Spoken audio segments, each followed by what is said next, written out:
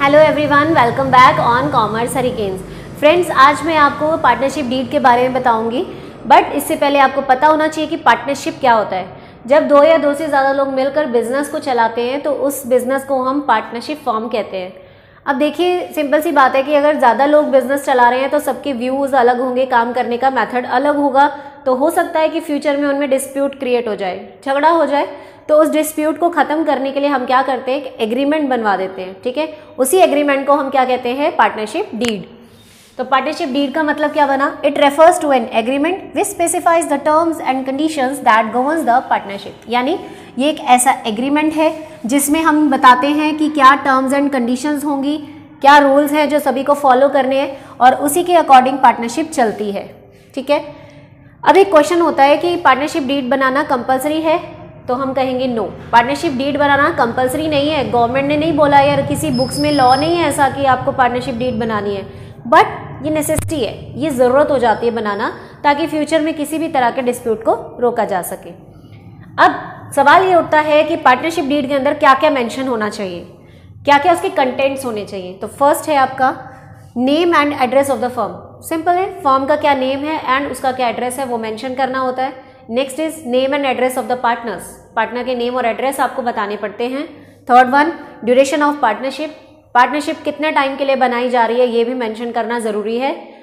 उतना टाइम खत्म होने के बाद आप दोबारा पार्टनरशिप कंटिन्यू कर सकते हो, बट एक नया एग्रीमेंट बनाने के बाद।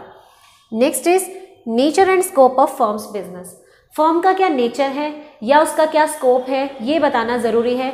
फर्म नेशनल लेवल पे काम करेगी, स्टेट लेवल पे या लोकल लेवल पे काम करेगी, ये भी मेंशन करना ज़रूरी है। Next is profit and loss ratio और प्रॉफिट शेयरिंग रेशो। सिंपल सा लॉजिक है, अगर कोई बिजनेस में आ रहा है तो वो प्रॉफिट के लिए आ रहा है, तो किसी पर्सन का कितना प्रॉफिट में शेयर होगा ये मेंशन करना बहुत ज़रूरी है।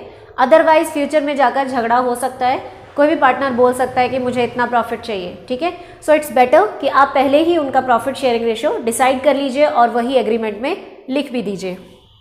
Next is commission and salary of partners, किस पार्टनर को कितना कमीशन मिलेगा और कितनी सैलरी मिलेगी ये भी पार्टनरशिप डीड में मेंशन किया जाता है।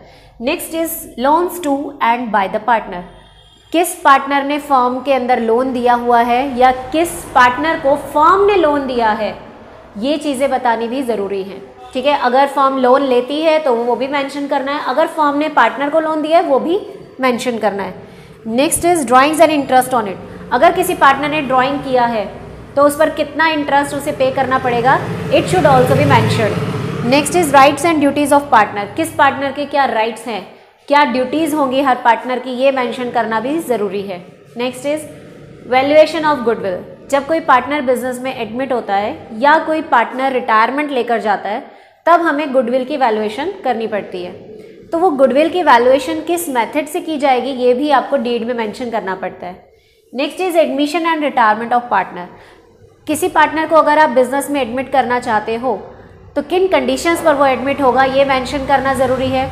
और अगर कोई पार्टनर बिजनेस से रिटायर होकर जा रहा है तो किस तरीके से वो रिटायरमेंट ले सकता है, it should also be mentioned in the deed. Next is dissolution of partnership, dissolution means end, कि अगर आपकी पार्टनरशिप एंड हो जाती है यानी कि ख़त्म हो जाती है तो क्या कारण है कि बिज़नेस ख़त्म किया जा सकता है, कौन सी ऐसी कंडीशंस है जिनकी वजह से बिज़नेस को एंड किया जा सकता है, ये भी मेंशन करना पड़ता है डीड के अंदर।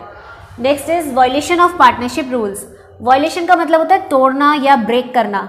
ठीक है, तो अगर किसी पार्टनर ने पार्टनरशिप के रूल्स को ब्रेक कर दिया तो उसके खिलाफ क्या स्ट्रिक्ट एक्शंस लिए जा सकते हैं ये भी डीड में मेंशन करना पड़ता है। Next is audit of books, audit का मतलब होता है चेकिंग करना, तो बुक्स की चेकिंग कैसे की जाएगी, कौन करेगा, ये सब भी आपको डीड में मेंशन करना पड़ता है। Next is death of partner and his succession, death of partner मतलब अगर किसी पार्टनर की डेथ हो जाती है तो उसके मरने के बाद उसका जो शेयर था बिजनेस के अंदर वो किसे दिया जाएगा ये मेंशन करना ज़रूरी है। और कई बार ऐसा भी हो सकता है कि उसकी फैमिली मेम्बर या किसी पार्टनर को किसी पर्सन को हम बिजनेस में ले आते हैं उस पर्सन की जगह पर, तो किसको लाया जाएगा ये भी मेंशन करना ज़रूरी है। और जिसे आप लेकर आते हो उसे हम सक्सेशन कहते हैं, यानी कि उस पर्सन का नॉमिनी।